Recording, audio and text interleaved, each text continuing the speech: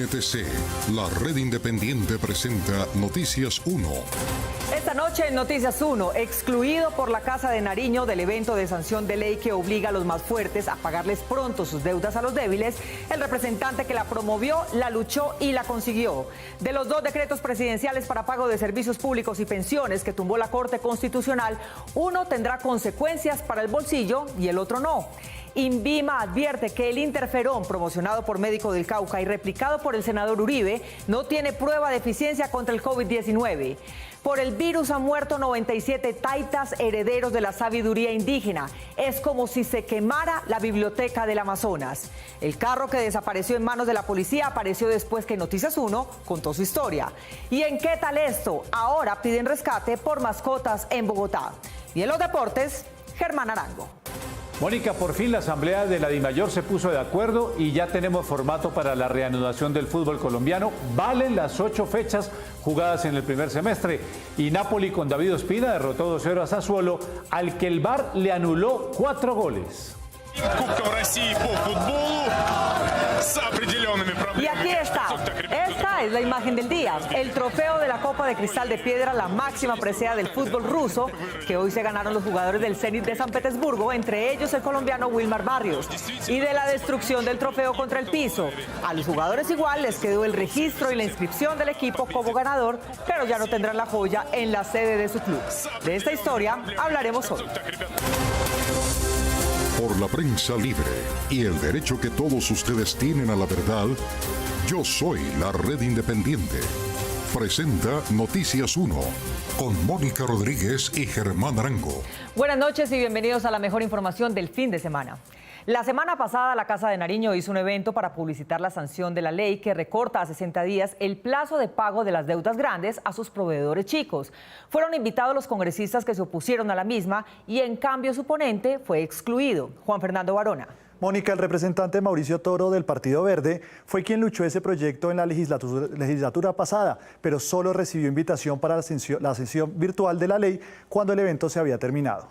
Mi gratitud al representante Toro, quien ha sido un creyente en el emprendimiento. Hace 2 días, el presidente Duque sancionó la ley de pago a plazos justos, según la cual las grandes empresas estarán obligadas a pagarles sus facturas a los pequeños y medianos negocios que les proveen de insumos y servicios, en un plazo máximo de 60 días. Hoy en día, ese plazo se extiende hasta 90 y 120 días, en ventaja para quienes tienen mayores recursos y en perjuicio de los que viven casi del día a día. Firma el señor presidente de la República de Colombia, doctor Iván Duque Márquez. El autor de este proyecto, por el que tuvo que trabajar varios meses convenciendo a los demás congresistas de su justicia social, fue el representante del Partido Verde, Mauricio Toro, quien extrañamente no era el invitado principal en la ceremonia de sanción de la ley, producto de su trabajo legislativo. A mí me llega el link casi que cuando el presidente de la República estaba terminando su discurso. Según el representante Toro, solo se enteró por sus compañeros de Congreso que el jueves la Casa de Nariño planeaba sancionar la ley. Yo le digo, a mí no me han avisado nada. A mí no me han mandado nada y me dice, uy, el link lo mandaron anoche, ayer todos tenemos el link. Poco después de las 8 de la mañana del mismo día, el viceministro del Interior, Daniel Palacios, le envió a Toro un enlace para que pudiera ingresar al evento virtual, pero el viceministro se equivocó de reunión. Vice, ¿pero es a las 9 o a las 12? Hay compañeros que dicen que a las 12. Toda la razón, a las 12. Me confundí con escuela de padres. Como si fuera intencional, el viceministro le aseguró a Toro que más tarde le enviaría el enlace correcto, pero nunca lo recibió, por lo que decidió dejar constancia escrita. A las 12:00 yo le escribo dejando constancia. Viceministro, quiero pasar a dejarle constancia de que nunca me mandaron un link. Cuando inició el evento al mediodía, la presentadora, en lugar de darle la palabra al autor de la ley, se la concedió al representante conservador Wadid Mansur, aliado del gobierno, pero opositor de la ley, de la que ahora se vanagloriaba. El mejor mensaje que podemos mandar es un mensaje de unidad. El representante Toro en ese momento seguía por fuera del evento virtual porque no había recibido la autorización para ingresar. A continuación, la intervención del representante Mauricio Toro. Bienvenido, señor. Bueno, tenemos un problema de conectividad. Solo a las 12:28 del mediodía, el viceministro Palacios le envió el mensaje de ingreso, pero la reunión ya estaba terminándose. Cuando yo me conecto, el presidente se estaba despidiendo y dándole las gracias. En la noche de ese jueves, el representante recibió una llamada del presidente Duque y aunque pensó que lo hacía para disculparse por lo sucedido, el mandatario le recriminó por no haber asistido. Me dice, hombre, ¿cómo no asististe? Yo ahí como que te vi al final, ¿por qué no asististe? Digo, presidente, no. Así no, así no. Ustedes no me invitaron. Según Toro, esta es otra jugadita en contra de la oposición, con el agravante de que el gobierno apareció sacando provecho de una ley que no le pertenecía y a la cual su partido se había opuesto. El decreto presidencial de subsidio a los servicios públicos en la pandemia, que se cayó por falta de la firma de 2 ministros, no tendrá consecuencias para los usuarios, pero de las pensiones, que también se cayó, sí. 2 decretos presidenciales que pretendían aliviar la situación económica de las familias por la emergencia sanitaria, el primero con subsidios de los servicios públicos y el segundo para las empresas con reducción del pago a pensión de sus empleados, fueron declarados inexequibles por la Corte Constitucional. El decreto de los servicios se cayó por forma a falta de firmas del ministro de Salud, Fernando Ruiz, y de la ministra de Ciencia, Mabel Torres. No se trata de un capricho de la Corte. Se trata de una exigencia constitucional, es responsabilidad exclusiva del Gobierno Nacional y concretamente de su secretaria jurídica, Clara María González. Aunque no justificó por qué se expidió un decreto sin el consenso total de los ministros, la secretaria Clara María González aseguró que cuando se dio cuenta de la falta de estas firmas, ella misma solicitó a la Corte eliminar el decreto por ese motivo. Por su parte, el Ministerio de Vivienda indicó que los alivios a los servicios de acueducto y alcantarillado ya fueron causados beneficiando a más de 10 millones de personas y que la medida no es retroactiva, es decir, que los usuarios no deberán devolver el dinero. Sin embargo, existe preocupación en Andesco. Se va a volver al tema de los subsidios que teníamos antes del decreto, que es el 70% para el estrato 1, el 40% para el estrato 2 y el 15% para el estrato 3. El gremio de las empresas de servicios públicos también advirtió que las reconexiones se verán afectadas. Los recursos que se tenían del SGP por parte de los alcaldes para hacer,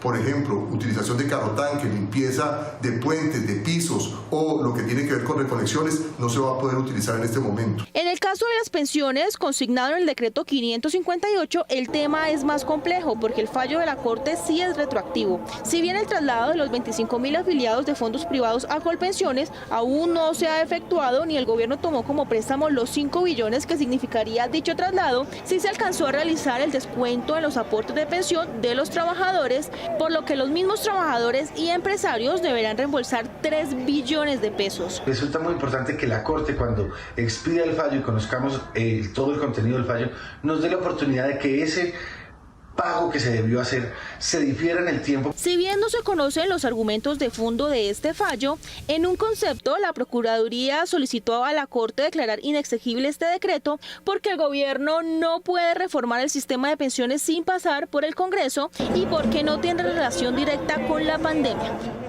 Noticias sobre el médico del Cauca que tiene una fundación con su propio nombre y que promociona como cura milagrosa el medicamento Interferón. Fue replicada por el senador Uribe, pero rechazada por el INVIMA. Víctor Ballestas. Mónica, el médico se llama Julio Klinger, es asesor del gobernador de Nariño y promociona ese medicamento que, tomado por fuera de la estricta vigilancia médica, puede tener delicados efectos colaterales.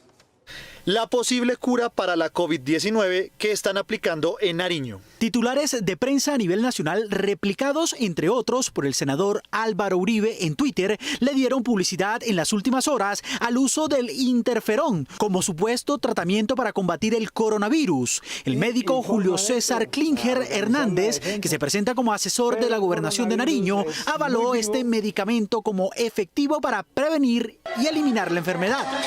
Es muy inmensa, es enorme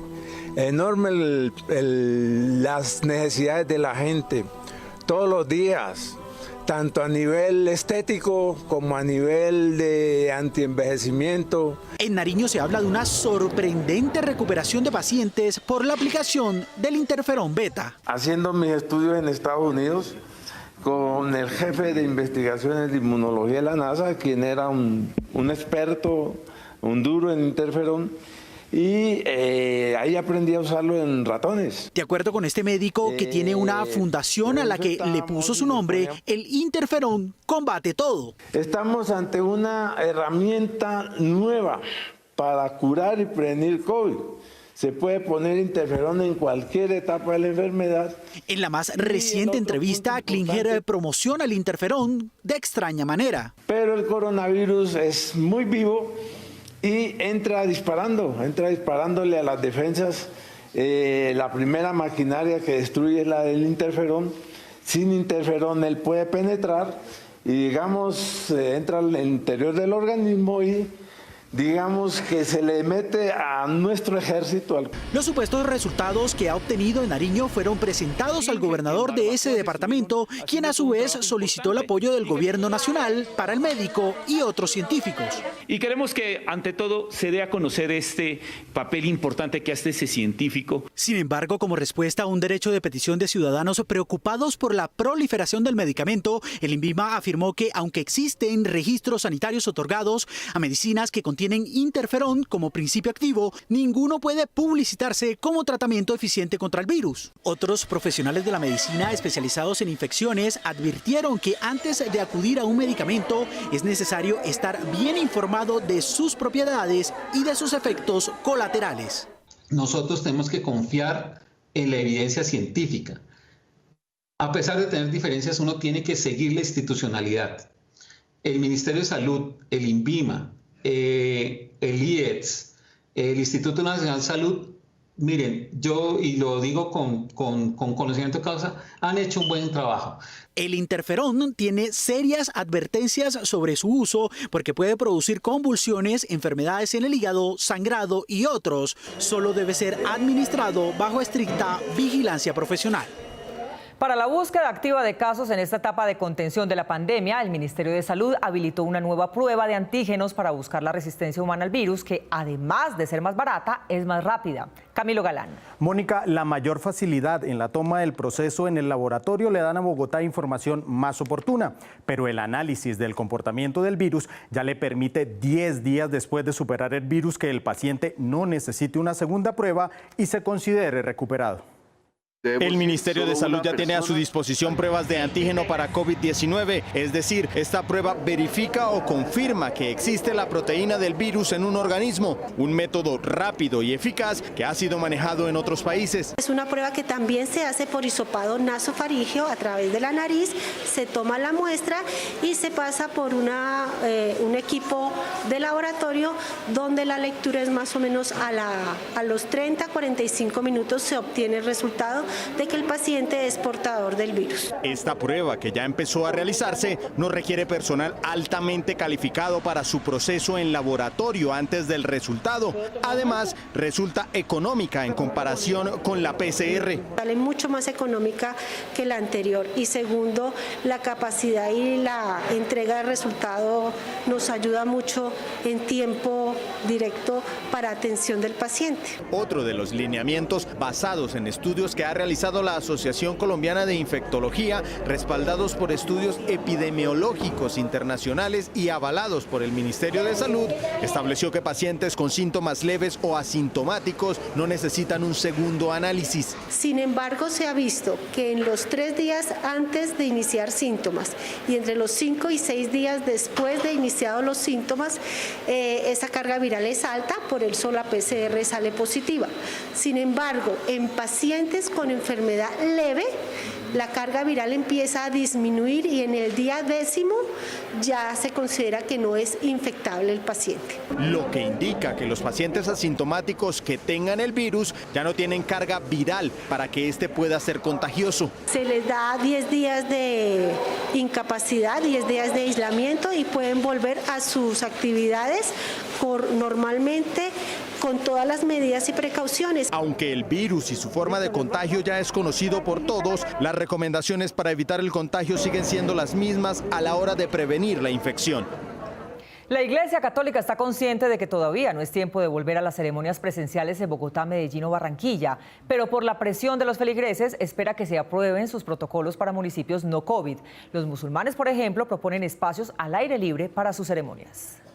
Esta semana, en medio de varias solicitudes de la Iglesia Católica y de que se haya interpuesto una acción de tutela para la reapertura de los templos en Bogotá, sin importar el credo, la alcaldesa Claudia López se reunió nuevamente con la Arquidiócesis de Bogotá. Así que seguiremos con paciencia, con adaptación, pasando estas semanas difíciles y en septiembre, cuando ya hayamos superado este momento difícil, encontraremos la manera de hacer un piloto para volver a encontrarnos. Para la conferencia episcopal, el proceso de reapertura avanza por buen camino y aunque ciudades como Barranquilla, Medellín o Bogotá no estarían preparadas por el número de contagios, se podría pensar en la capital del país en pruebas piloto focalizadas en localidades donde no hay actualmente una cuarentena estricta.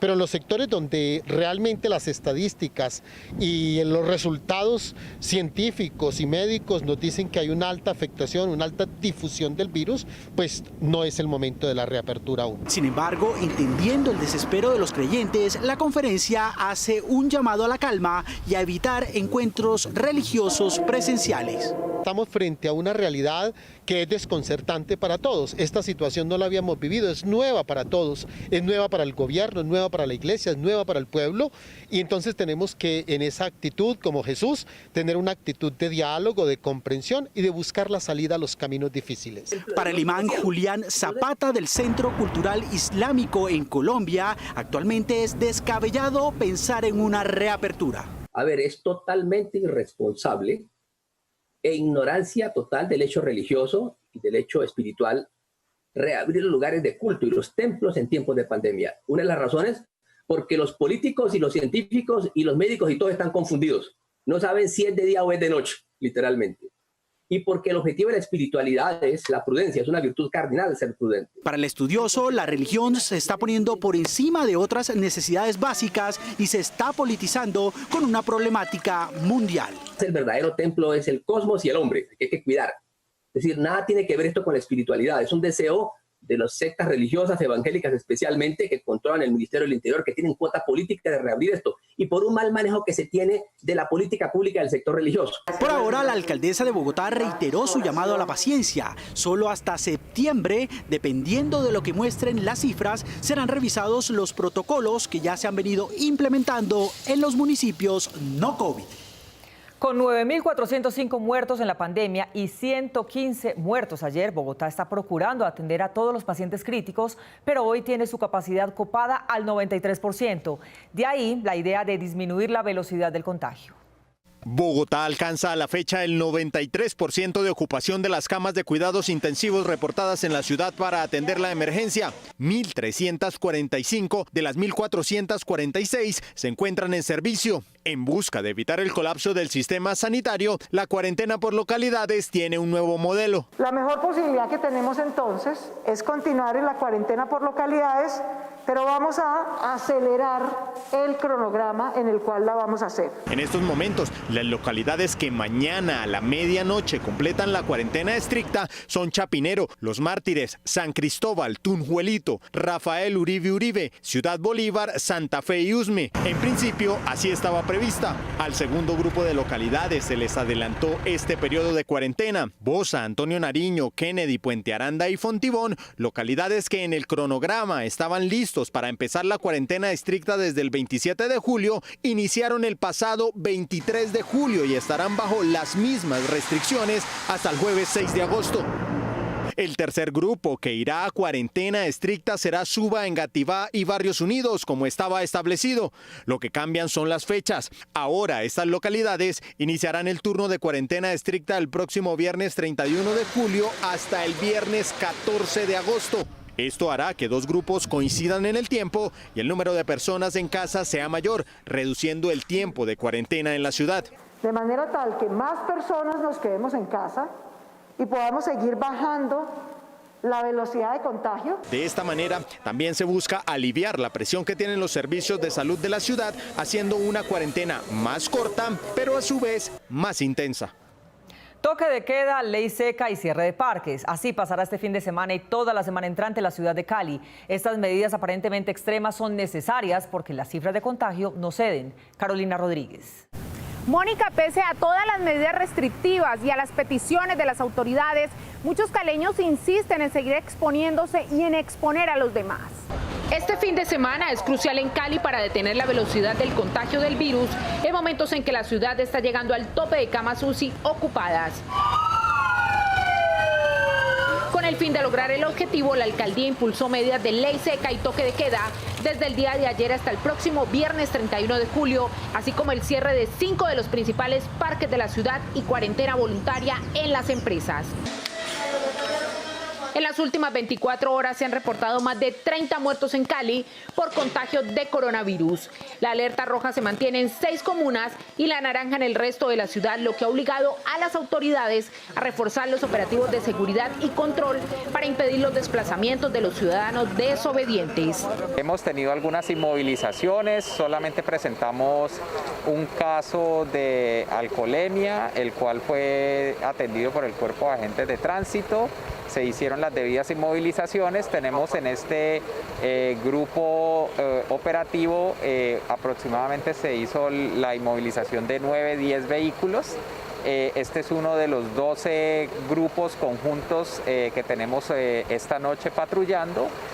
Con más de 500 contagios diarios confirmados, la capital del Valle está llegando al temido pico de la curva, mientras el sistema de salud parece no tener capacidad de respuesta eficaz. El alcalde Ospina se pronunció frente a presuntas negligencias de las EPS para la entrega oportuna de los resultados de las pruebas. Pues imagínense que hay casos donde a uno le informan de la prueba cuando ya la persona ha fallecido.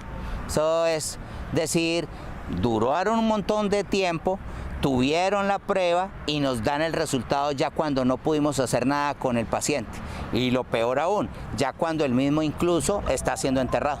Pese a la prohibición y cierre temporal de los parques caleños, algunas personas continúan saliendo a ejercitarse. Por favor, colaboremos. El COVID-19 avanza y nosotros tenemos que ir para atrás. El uso de camas UCI con pacientes COVID en la ciudad es de 528, lo que representa un 82% de la ocupación. Aunque con sus cifras oficiales el INPEC admite la existencia de 16 casos de COVID-19 en la cárcel del Buen Pastor, las internas aseguran que hay 28 positivas con pruebas, más de 40 sospechosas y un servicio médico que da por sanas a las más graves. Las internas de los patios 4 y 5 de la cárcel Buen Pastor de Bogotá temen morir antes de ser atendidas por posible contagio del virus. Aseguran que cada día aumenta el número de reclusas con COVID-19 sin que la unidad de servicios penitenciarios USPEC tome medidas. En mi caso y en el de muchas compañeras nos duele la cabeza, tenemos dificultad para respirar, nos duele el estómago, tenemos soltura.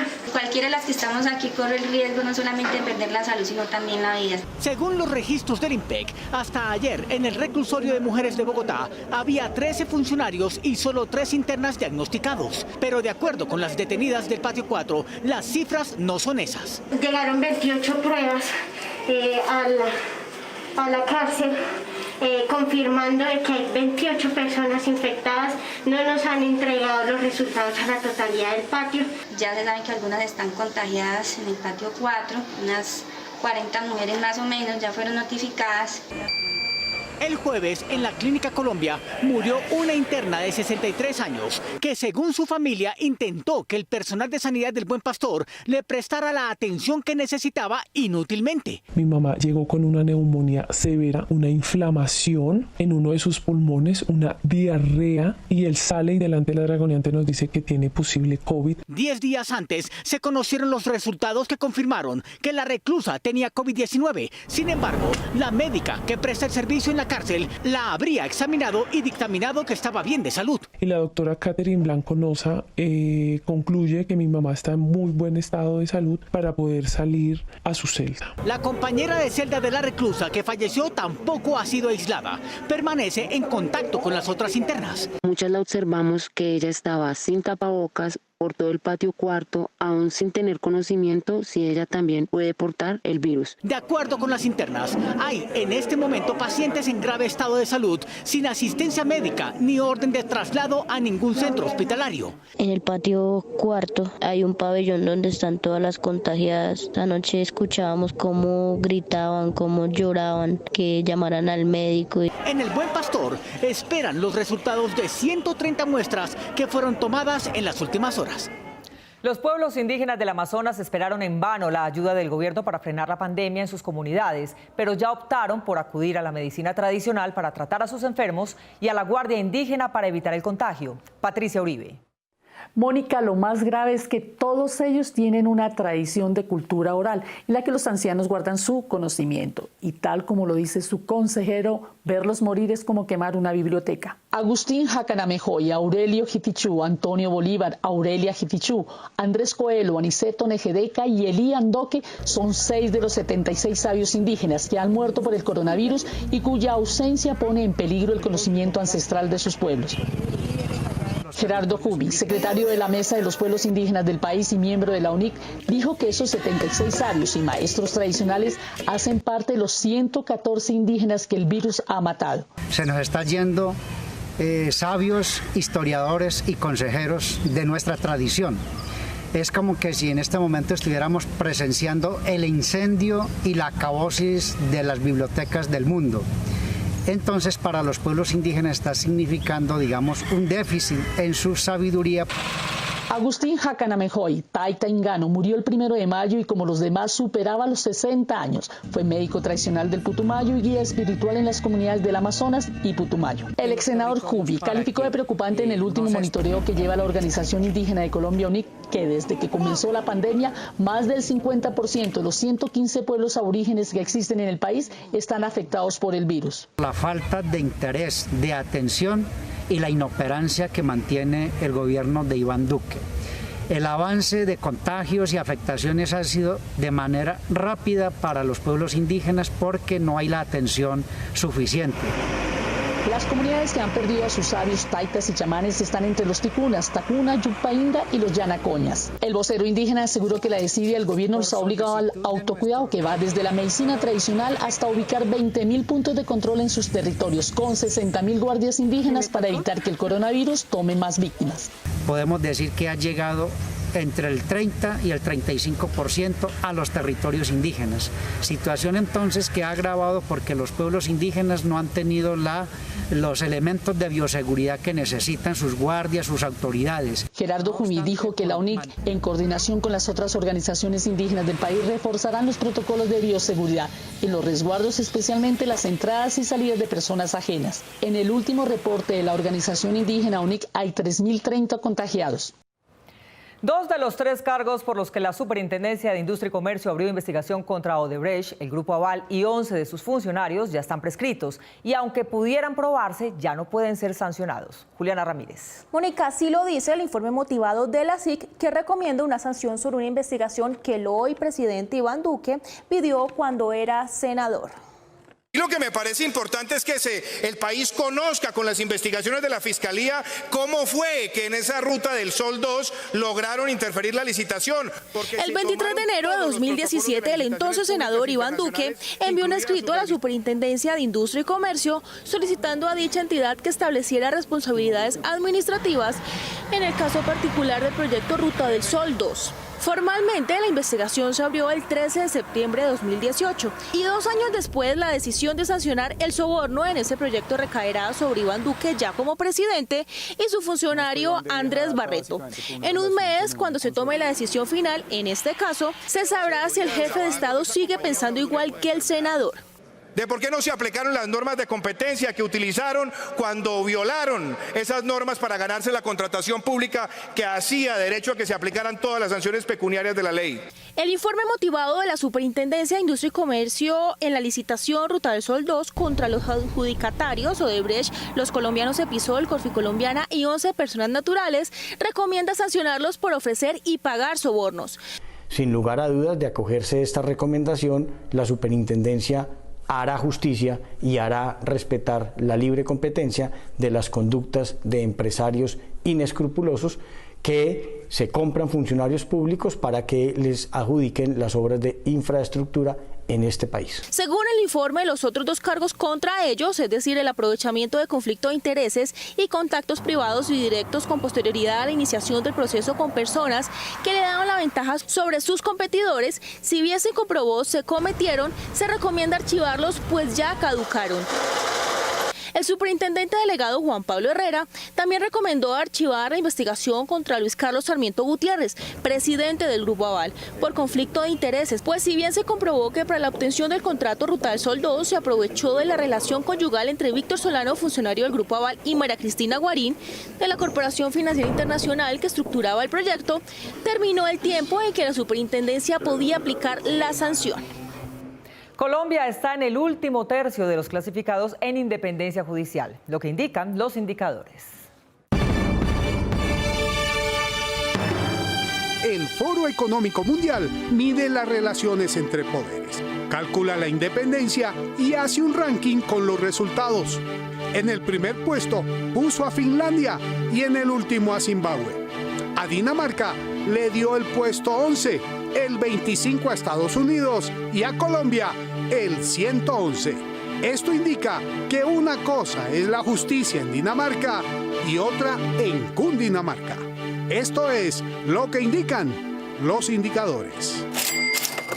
El ministro de Salud acompañó a 2 senadores de Cambio Radical a radicar el proyecto de reforma al sistema de salud que elimina las EPS creadas por la Ley 100 de 1993.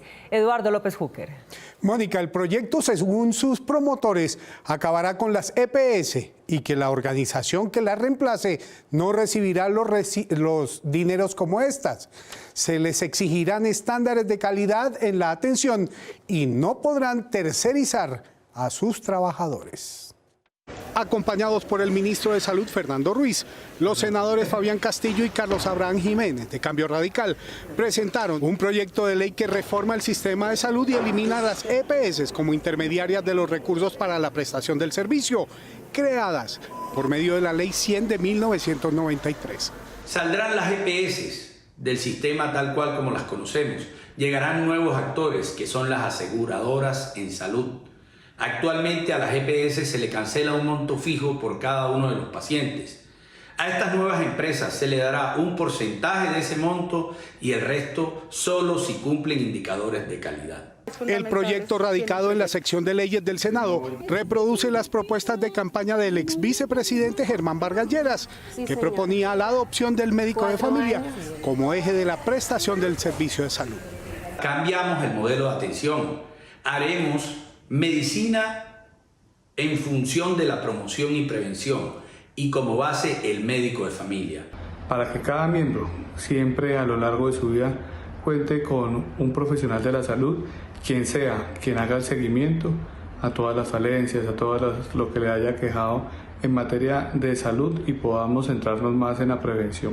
La reforma contempla la regulación de las relaciones laborales entre los profesionales de la salud y las instituciones prestadoras de servicios, lo que también pondría fin a las denominadas cooperativas de trabajo asociados, usadas como empresas de suministros de personal. No se podrá tercerizar a ningún trabajador de la salud. Tendrán que contratarse de manera adecuada y su remuneración tendrá que ser justa y a tiempo. Para que los médicos, enfermeras y todo el personal tenga garantías de contratación. El ministro Ruiz, uno de los autores de las propuestas de campaña de Vargas Lleras, aseguró que la iniciativa responde a los desafíos planteados por la pandemia del coronavirus. El tema aborda todos los ajustes en temas de salud pública, en temas de modelo de atención, de aseguramiento, también la prestación de servicios de salud y un tema muy importante es el talento humano. El acompañamiento del Ministerio de Salud no garantiza el aval del gobierno, teniendo en cuenta que en el Centro Democrático se encuentran los mayores defensores de la Ley 100 y la existencia de las EPS. La policía del Valle del Cauca frustró el robo de una cocaína que habría de ser destruida en un horno, pero había sido sacada de este para recuperarla. No obstante, los ladrones lograron huir, dejando tras de sí pistas contra funcionarios públicos. Carlos Cárdenas. Mónica, los únicos que conocían de la destrucción y el paradero de la cocaína eran los miembros de un reducido grupo de policías, fiscales y procuradores. El pasado 8 de junio, la policía incautó 989 kilos de cocaína en Palmira Valle. Los uniformados que recibieron la orden de incinerar la droga le pidieron al dueño de una ladrillera cerca de Buga que les prestara un horno para destruirla. El procedimiento estaba al mando de un oficial superior de la Policía Nacional. 5 horas después, policías del distrito de Buga recibieron noticias de un informante que les dijo que miembros del grupo policial que participó en la quema del cargamento planeaban quedarse con una parte, que se escondieron en un lote vecino en donde ellos esperaron a que cayera la noche para recoger los paquetes que no incineraron. De inmediato, la Policía Valle activó un operativo. Los sospechosos, al detectar la llegada de las autoridades, escaparon. A través de los canales institucionales, a través del grupo de asuntos internos recibe esta información, se logra con la ubicación de esta droga que pretendía ser hurtada, evitando que se lograra materializar el hurto y además aperturando las investigaciones correspondientes del caso. Todo el personal que participó en el operativo inicial de incineración de la cocaína quedó bajo sospecha de la inspección de la policía y de la policía judicial. Todo un equipo interinstitucional el que participó en el procedimiento de destrucción. En la información de la Fiscalía se afirma que los delincuentes iban a intentar amedrentar al dueño de la ladrillera para que los dejara entrar de nuevo a la propiedad para recuperar los paquetes de cocaína que no se hubieran destruido del todo, para rescatarlos y sacarlos en una carreta. Sobre ellos se hacen las investigaciones correspondientes. 2 de los hombres que escaparon dejaron abandonados una motocicleta y un teléfono celular. Hay elementos de información privilegiadas que nos van a arrojar capturas irresponsables de estos hechos en el marco de la investigación penal. La droga que iba a ser hurtada fue destruida, pero queda la incógnita sobre quién organizó y quiénes participaron en el intento de robo de varios kilos de cocaína con un valor multimillonario en el mercado del narcotráfico. Las investigaciones no deben tardar mucho en dar resultados, porque los únicos que estaban enterados de la destrucción de la cocaína eran policías, junto con fiscales y procuradores delegados. Un patrullero llamó al denunciante del robo de una camioneta luego de que Noticias 1 le preguntó a su comandante por la desaparición de un carro que se había llevado la grúa previa mediación de 2 uniformados. Enrique Tapias. Mónica, luego de hablar con el comandante de la estación de policía de Los Mártires en Bogotá, un policía llamó groseramente al denunciante y el carro apareció intacto y con las llaves puestas. El pasado fin de semana, Noticias 1 reveló cómo unos uniformados que se movilizaban en este vehículo oficial habrían participado en el robo de esta camioneta a través de un falso procedimiento judicial el pasado 27 de mayo y que involucraba este vehículo. Me dijo que que la camioneta estaba requerida por el PDA, cosa que no sabía qué era. Y le pregunté a él qué era. Y me dijo que era un embargo del BVA. Luego de enterarse que su carro había sido robado porque no aparecía en ningún patio en Bogotá, a la víctima la llamaron para pedir rescate por su camioneta, que fue robada en esta grúa. Me pidieron 2,5 millones. Me dijeron que los daba cuando me pusieran la camioneta acá. Noticias 1 investigó quién estaba a cargo de este vehículo de la policía que quedó grabado en varias cámaras de seguridad el día en que se robaron esta camioneta y se confirmó que el encargado es el patrullero Luis Huertas Gómez. Unos minutos después de que este noticiero indagara por el patrullero responsable del vehículo, los delincuentes se comunicaron nuevamente con la víctima. Esta vez, la llamada la hizo el propio uniformado según la víctima. Desde el hijo de puta me dijo que ya están en Soacha buscando que lo tienen, el carro lo tienen para Soacha. Le digo, no, realmente está en ese piro carro para la estación, o no sé, yo ahorita le cuadro donde tienen que entregar ese piro carro. Al día siguiente de esta llamada, es decir, el sábado pasado, la camioneta fue abandonada en el norte de Bogotá con las llaves puestas. Se logró ubicar este vehículo abandonado en vía pública y ya fue dejado a disposición de la Fiscalía. La víctima señaló que su carro fue recuperado gracias a la denuncia hecha por este noticiero y ayer pudo movilizarse nuevamente en él. Si no se hubieran hecho esas denuncias públicas, no se hubiera recuperado ese automóvil, estoy totalmente seguro de ello, porque obviamente las denuncias privadas estuvieron ahí, pero nunca trascendieron. La investigación al patrullero de la estación de policía Los Mártires ya está avanzando. 10 hombres armados que buscaban asesinar a un campesino de Tarazá, Antioquia, sacaron de su casa a su esposa e hija y delante de ella degollaron a la mamá. Son tácticas de terror que 3 organizaciones criminales utilizan para amedrentar la población aledaña a sus operaciones de narcotráfico.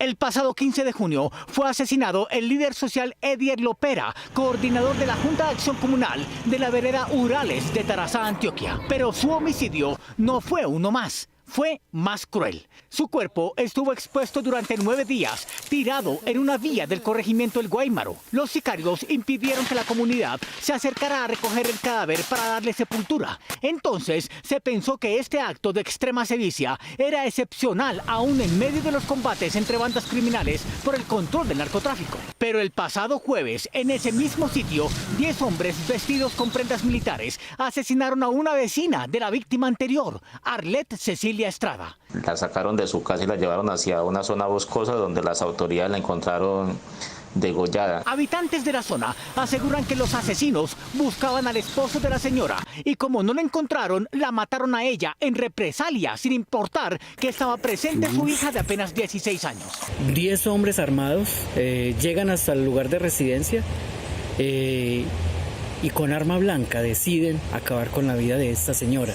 Una hora después, los mismos asesinos mataron a otro campesino de esa vereda de igual forma. Los mismos actores armados pasaron a la vereda Rancho Viejo, cerca a la finca Abejales, donde también fue desgollado un señor identificado con nombre Jaime Alberto Sosa. Hace una semana, la Defensoría del Pueblo afirmó que la banda que se hace llamar Autodefensas Gaitanistas libran una guerra salvaje contra el ELN y contra la organización Los Caparros. Las estructuras armadas que hacen presencia en este territorio están volviendo a utilizar el cuerpo como arma de guerra, la tortura, y están haciendo, por medio de esto, intimidando a la población, generando miedo y zozobra. Desde hace 2 meses, los Caparros, el Clan del Golfo y también las disidencias de las FARC se enfrentan por dominar los corredores del narcotráfico y la minería ilegal en el Bajo Cauca antioqueño. 2 perros a los que sus amos sacaron sin la correa como lo ordena la ley se escaparon y aparecieron en la página de una fundación como adoptables. Cuando ellos llamaron a reclamarlos, les pidieron 280.000 pesos. ¿Qué tal esto? Desde el pasado miércoles 17 de junio, esta familia cuenta que no tiene vida.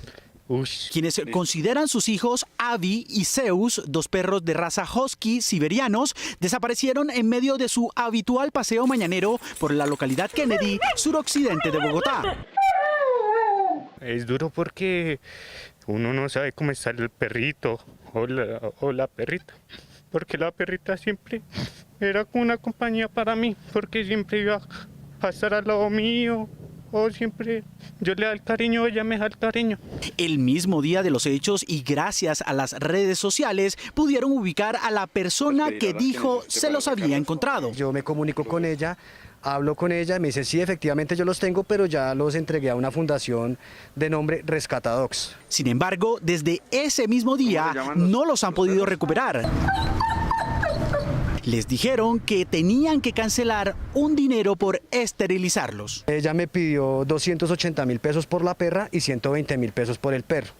Entonces yo le adulo que yo no tengo ese dinero para la esterilización de los perros, que si yo lo hago por medio de mis veterinarios o en una campaña que haga el distrito. Según ellos, la mujer no accedió y hasta les envió un abogado para una posible conciliación.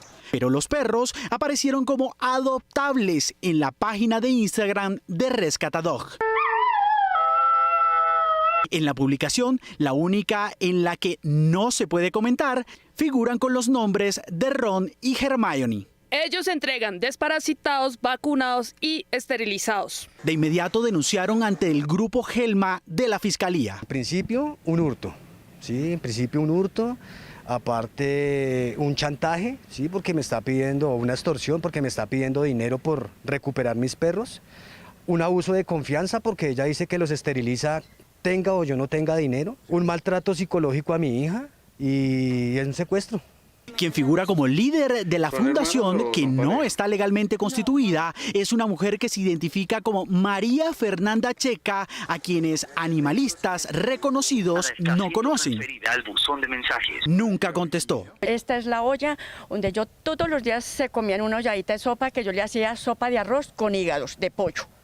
Aparte de eso, yo todos los días les daba una golosina por la mañana y otra por la tarde. Les tenía galletitas, les tenía sus sus loncheritas para que ellos comieran. Para animalistas consultados por este noticiero, los dueños pudieron haber incurrido en una mala tenencia al sacarlos sin correa. Además, es primordial por protección animal frenar su posible reproducción. Sin embargo, la fundación no podría exigir un dinero por la decisión que tomó de manera unilateral. Los vecinos de esta familia le aseguraron a Noticias 1 que pueden dar fe de todo el amor que esta familia brinda a sus animales. Lo último que supieron de Abby y Zeus es que fueron valorados en el norte de Bogotá en una veterinaria. El cambio físico de los animales para ellos es notorio y muy preocupante. A la fecha, completan 39 días sin verlos. Nos vemos en las redes sociales y mañana a las 8 de la noche, como siempre aquí en Cable Noticias, con las mejores noticias del fin de semana. A ustedes, gracias por elegir la independencia. Feliz noche.